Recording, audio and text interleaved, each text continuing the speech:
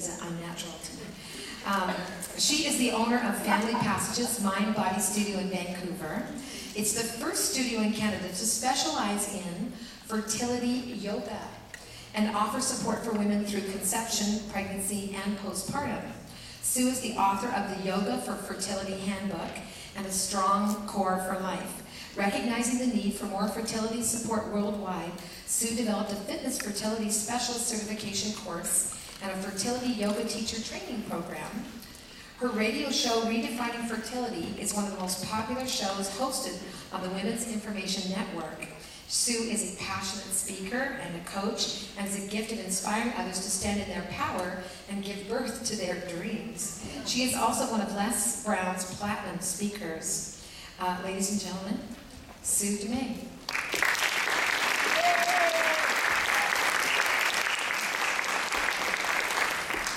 Okay, so today, I'm all about the evening thing too. Today I want to talk to you about standing in your power and what that would mean for you in your life. Before I begin, I want to tell you how I came about to realizing that I needed to stand in my power. And it happened a couple years ago, probably about 3 or 4 years ago. I was doing a yoga therapy session. I was receiving a yoga therapy session. When I was younger, as a child, I used to have a recurring dream. Has anybody ever had a dream that just, the same dream over and over again? So I'd have this recurring dream. As a child, it would happen weekly, and as I grew older, it would happen once a month, once every 2-3 months, but it always came back at some point in my life. And well, I'll tell you the dream first, because I'm sure you're all curious.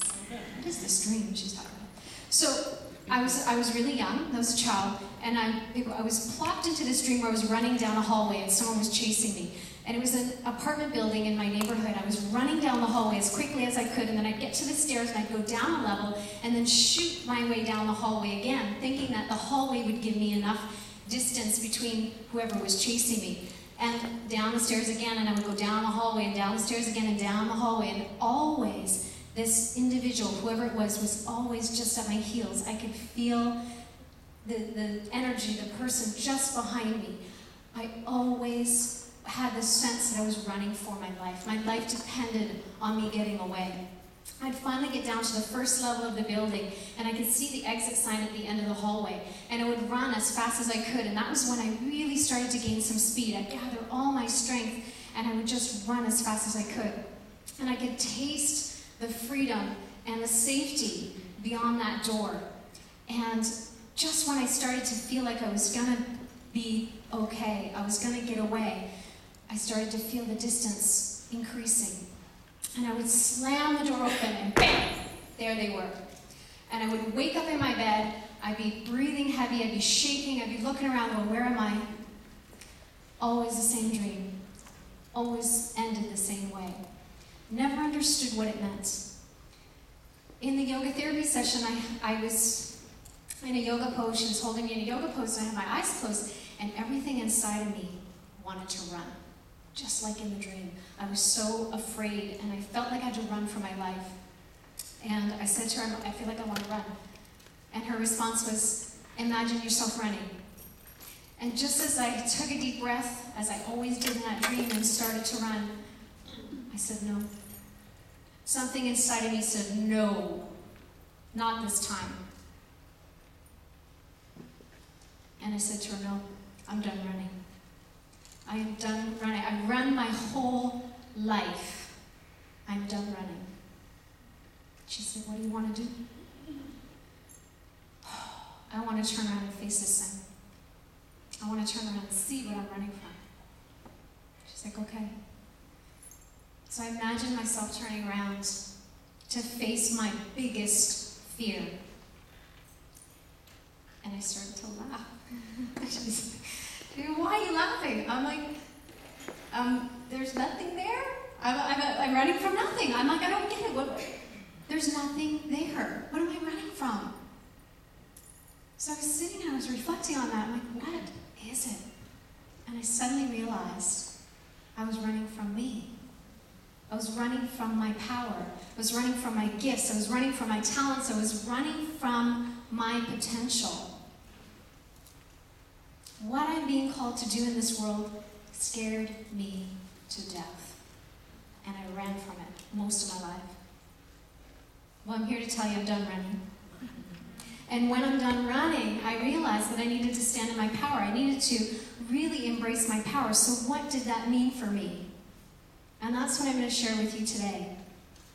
As you listen to my message of Stand in Your Power, I want you to realize that I'm helping you create an awareness today. And as I help you create an awareness, there's 3 areas that you can listen from.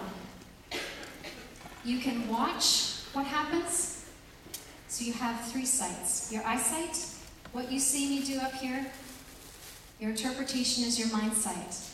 What you hear, how you interpret it, what your thoughts and beliefs are, the filter that all these things will go through.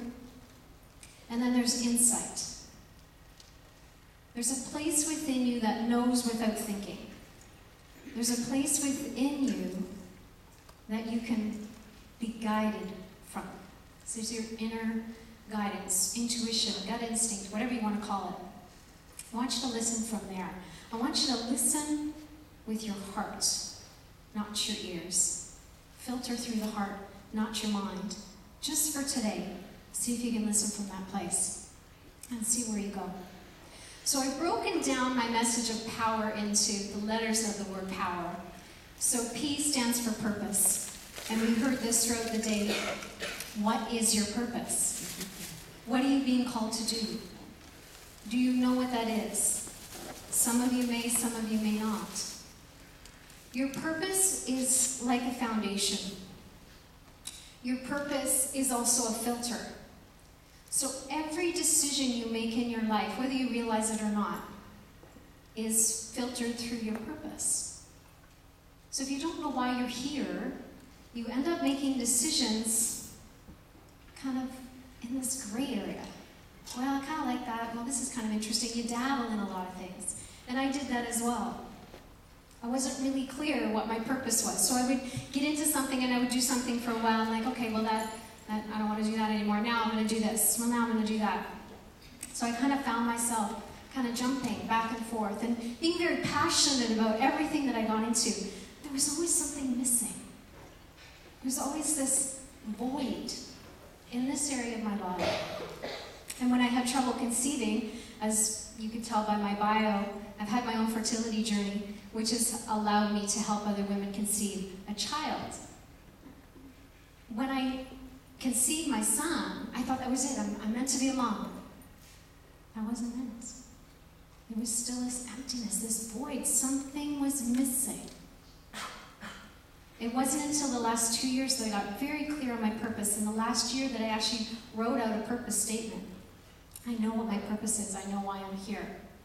And I'm following my heart. Now here's the thing with following your heart and being on purpose. There's going to be people in your life that will convince you otherwise. There's going to be people in your life that will disagree or not support you or not understand why you're doing what you're doing. When you're standing in your purpose and you, with clarity, with conviction, with courage, because it takes courage, you stand in this unshakable confidence, this unwavering faith that no matter what anyone else says, you'll follow your heart. And as Susan was saying, it's not logical. It's not a logical decision.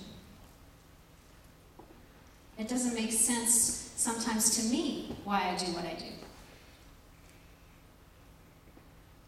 Purpose. Oh,